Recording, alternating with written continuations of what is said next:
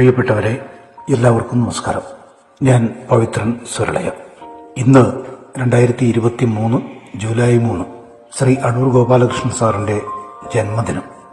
അദ്ദേഹത്തെ സ്വന്തം ജന്മദിനത്തിൽ ഒന്നുകൂടി അടുത്തറിയാൻ സംഗീത കൂട്ടായ്മ താൽപര്യപ്പെടുന്നുണ്ടെങ്കിൽ അത് വെറുതെയല്ല.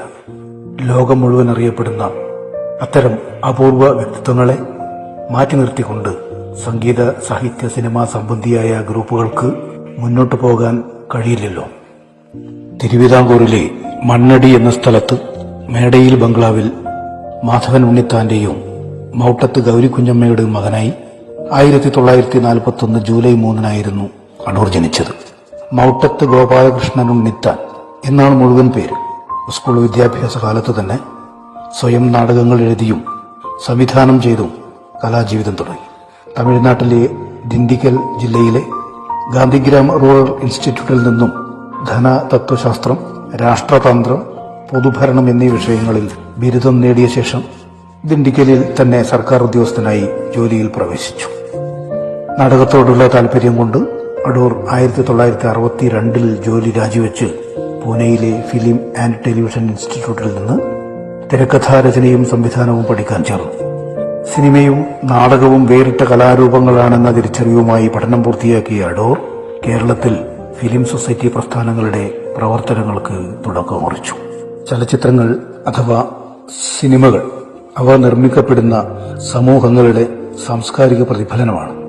അതുപോലെ അവ തിരിച്ചും സ്വാധീനം ചെലുത്തുന്നുണ്ട്. അതുകൊണ്ടാണ് ചലച്ചിത്രങ്ങൾ പ്രധാനപ്പെട്ട ഒരു കലാരൂപമായും ജനപ്രിയ വിനോദ ഉപാധിയായും കണക്കാക്കപ്പെടുന്നത്. ആശയങ്ങളുടെയും ആദർശങ്ങളുടെയും വ്യാപനത്തിനും ഇവ ഉപയോഗിക്കുന്നുണ്ട്.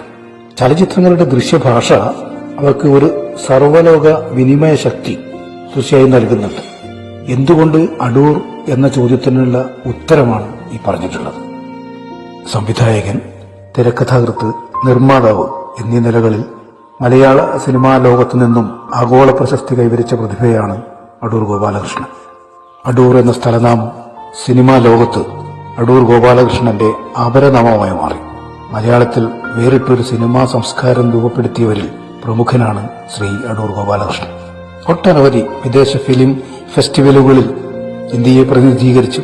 1984 പത്മശ്രീയും 2006 പത്മവിഭൂഷണും 2004 ദാദാസാഹേബ് ഫാൽക്കെ അവാർഡും നൽകി രാജ്യം അദ്ദേഹത്തെ ആദരിച്ചിട്ടുണ്ട്. ഗാന നൃത്ത രംഗങ്ങളില്ലാത്ത സിനിമകൾ ചിന്തിക്കാൻ പോലുമാകാത്ത ഒരു കാലഘട്ടത്തിലാണ് ശ്രീ അടൂർ ഗോപാലകൃഷ്ണൻ സ്വയംവരം എന്ന സിനിമയുമായി മലയാള സിനിമാ രംഗത്തേക്ക് കടന്നുവരുന്നത്.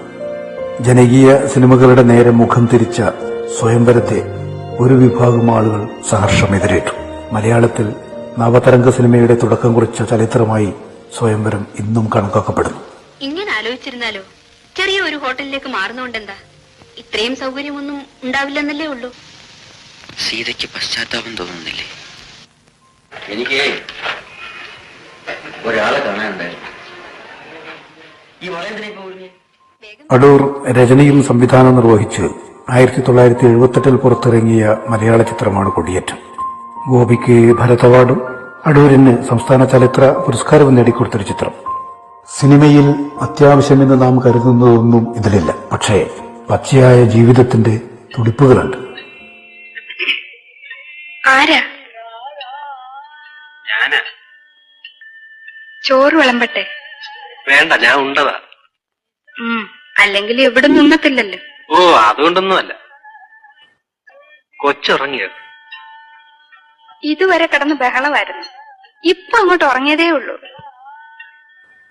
അടൂരിന്റേതായി 1981 പുറത്തിറങ്ങിയ മറ്റൊരു ചിത്രമാണ് എലിപ്പത്തായം.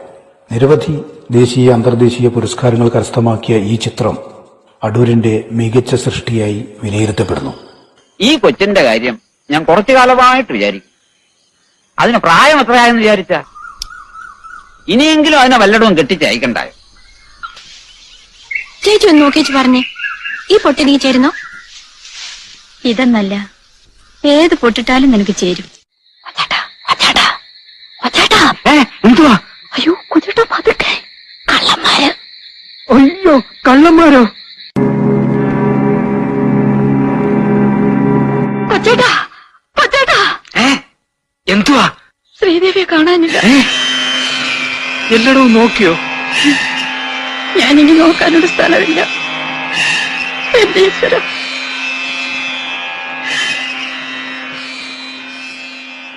1984 പുറത്തിറങ്ങിയ അടൂരിന്റെ മറ്റൊരു ചിത്രമാണ് മുഖാമുഖം. ഒട്ടേറെ സാമൂഹ്യ വിമർശനങ്ങൾ ഉയർന്നെങ്കിലും അതിനെയൊക്കെ അതിജീവിക്കാൻ അദ്ദേഹത്തിന് സാധിച്ചിട്ടുണ്ട്. ഒരു സമൂഹം ഒന്നാകെയാണ് സർഗവൃത്തി നിർവഹിക്കുന്നതെന്നും ഒരു വ്യക്തിയുടെ ശരിയായ ബിംബവും സമൂഹ നിർമ്മിതിയായ പ്രതിബിംബവും തമ്മിലുള്ള താരതമ്യവും പാരസ്പര്യവുമാണ് മുഖാമുഖത്തിന്റെ പ്രമേയമെന്നും അടൂർ പറയുന്നു. യൗവനത്തിന്റെ വിപ്ലവ തീഷ്ണതയും പ്രായാധിക്യം കൊണ്ടുവരുന്ന അലസതയും തമ്മിലുള്ള വ്യത്യാസങ്ങളാണ് മുഖാമുഖത്തിന്റെ ഉള്ളടക്കമെന്നും അദ്ദേഹം കൂട്ടിച്ചേർക്കുന്നു.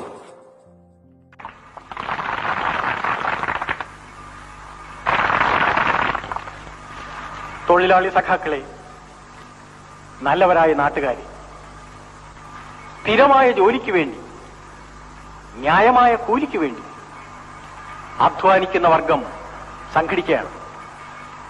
ഈ നാട്ടിലെ ചൂഷിത വർഗം മുതലാളിത്തത്തിനെതിരായി ശബ്ദമുയർത്തുകയാണ്. തൊഴിലാളി സഖാക്കളെ, സംഘടിക്കുവാനും ശക്തരാകുവാനുമുള്ള അവസരമാണിത്. അവകാശങ്ങൾ നേടിയെടുക്കുവാൻ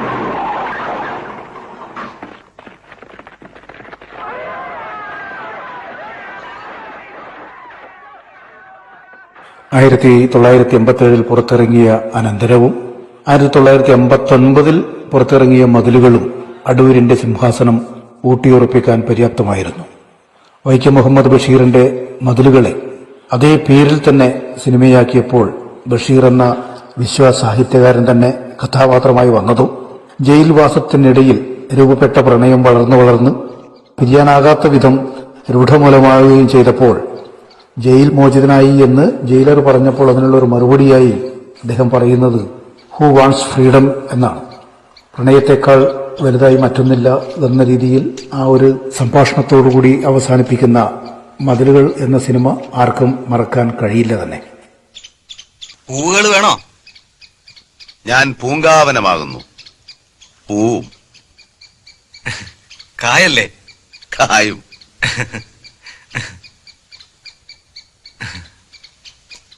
നിങ്ങളെ സാധാരണ ഡ്രസ്സിൽ ഒരിക്കലേ കണ്ടിട്ടുള്ളൂ. വേഷം ഞാൻ മറന്നുപോയിരിക്കുന്നു. ചുബയും മുണ്ടും മുഷിഞ്ഞു പോവും. ഇതൊന്ന് ധരിക്കൂ, കാണാനാണ്. മുഷിഞ്ഞു പോവും. അതിനെന്ത്, അലക്കിക്കാൻ വയ്യേ? ശരി, എപ്പടി? കൊള്ളാം. You can go mister Basheer. You are free. Why should I B free? Who wants freedom? നിങ്ങളെ വിടാൻ ഉത്തരവായിട്ടുണ്ട്. നിങ്ങൾ ഈ നിമിഷം മുതൽ സ്വതന്ത്രനാണ്. നിങ്ങൾക്ക് സ്വതന്ത്ര ലോകത്തിലേക്ക് മടങ്ങാം. സ്വതന്ത്രൻ? സ്വതന്ത്ര ലോകം? ഏത് സ്വതന്ത്ര ലോകം? വേറൊരു വലിയ ജയിലിലേക്ക് വേണമല്ലോ പോകാൻ. ആർക്ക് വേണം ഈ സ്വാതന്ത്ര്യം? വല്ലതും എടുക്കാനുണ്ടോ?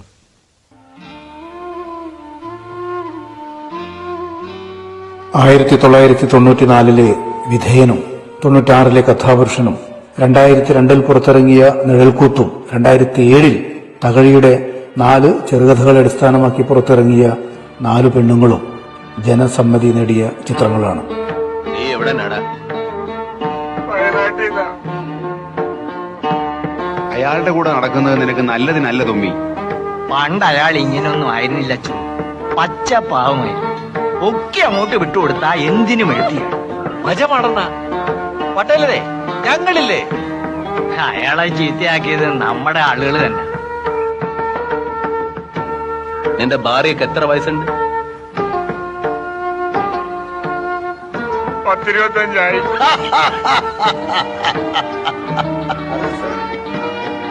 ഇത് മനുഷ്യർ സ്നേഹം കൊണ്ട് തരുന്നതാണ്, പേടിച്ചിട്ട് തരുന്നതല്ലേ? എന്തൊക്കെ വന്നാലും നമുക്ക് ഒരുമിച്ച് ജീവിക്കണം. ഇത് ഞാനാണോടാ?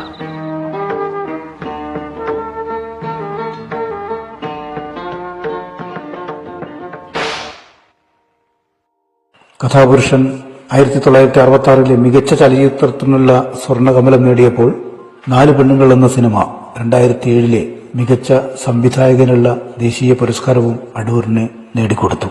2008 ഒരു പെണ്ണും രണ്ടാണും എന്ന സിനിമയും 2016 പിന്നെയും എന്ന സിനിമയും അടൂരിന്റേതായി മലയാള ചലച്ചിത്ര ശാഖയിൽ ഇടം പിടിച്ചവയാണ്.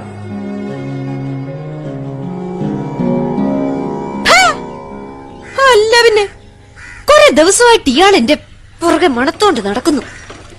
ഒരു സ്വൈരം തരത്തില്ല. അതിനാല് വേണ്ടാതീനം വല്ലതും പറഞ്ഞോ? വേണ്ടാതീനം അല്ലാണ്ട് പിന്നെ എന്തോന്നാ? അയാള് പറയുന്ന കേട്ടില്ലേ, നമുക്ക് ഒരുമിച്ച് കഴിയാമെന്ന്. അതിപ്പോ അങ്ങനെയല്ലേ വേണ്ടത്? വേലിയിൽ ജീവിക്കുന്ന ആണാപ്പുറന്ന ഒരുത്തൻ ഒരുമിച്ച് കഴിയാന്ന് പറഞ്ഞതാ നിനക്കിപ്പോ കുറ്റം? ഓ വെറുതെയാ ചേച്ചി, ഇതുപോലെ ഓരോന്ന് പറഞ്ഞ് അടുത്തു കൂടുന്നവരെ സൂക്ഷിക്കണം. നിനക്കിപ്പോ അങ്ങനെയൊക്കെ തോന്നും. ഈ ചോരയും തിളപ്പൊന്നും എന്നും ഇങ്ങനെ നിക്കത്തില്ല. നല്ലൊരു വേലക്കാരൻ നേരെ നിറയായിട്ട് വന്ന് ചോദിക്കുമ്പോ നീ എന്റെ മൂശാട്ട കാണിച്ചേക്കരുത്. ഞാനിവളെ പൊന്നുപോലെ നോക്കും ചേച്ചി. ആരുമില്ലാത്ത എനിക്ക് ഇവളും തുണയാവും. സിനിമ ശബ്ദത്തിന്റെ കൂടി കലയാണ് എന്ന് നമ്മെ ഓർമ്മപ്പെടുത്തിയത് ശ്രീ അടൂരാണ്. ശബ്ദം എന്നാൽ ഇടതടവില്ലാത്ത സംഭാഷണവും കാതടപ്പിക്കുന്ന പിന്നണി സംഗീതവും മാത്രമല്ലെന്നും ദൃശ്യത്തോളം തന്നെ ആശയവിനിമയ സാധ്യത ശബ്ദത്തിനുണ്ടെന്നും ഓരോ നേർത്ത ശബ്ദവും സൗന്ദര്യത്തോടെ സന്നിവേശിപ്പിച്ചുകൊണ്ട് അടൂർ തന്റെ സ്വയംവരം എന്ന സിനിമയിൽ ഒരു തുടക്കം കുറിച്ചു. ഓരോ സീനിലും കഥ നടക്കുമ്പോഴും സീനിന് പുറത്തുള്ള ശബ്ദങ്ങൾ അടൂർ അലോസരം ഏതുമില്ലാത്ത തന്റെ സിനിമകളിൽ ഉൾക്കൊള്ളിച്ചു. സീനില്ലാത്ത, എന്നാൽ കഥ നടക്കുന്ന പരിസരത്തിന്റെ സ്വഭാവവും അവിടുത്തെ ജീവിതവും തന്റെ സിനിമകളിൽ കിടയറ്റ ശബ്ദ മിശ്രണത്തിലൂടെ നമ്മുടെ ബോധത്തിലേക്ക് എത്തിക്കാൻ ശ്രീ അടൂറിന് സാധിച്ചിട്ടുണ്ട്. തിരക്കഥയിൽ ഡീറ്റെയിൽസ് ഒഴിവാക്കിക്കൊണ്ട് തന്നെ എങ്ങനെ അത് ധ്വനിപ്പിക്കാം എന്നതിനുള്ള പാഠപുസ്തകമാണ് അടൂരിന്റെ തിരക്കഥകൾ.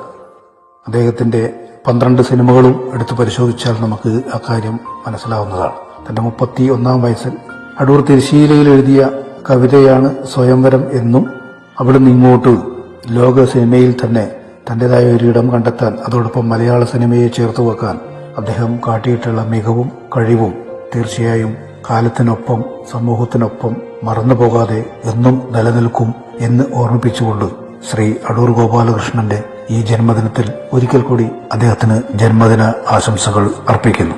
നന്ദി, നമസ്കാരം.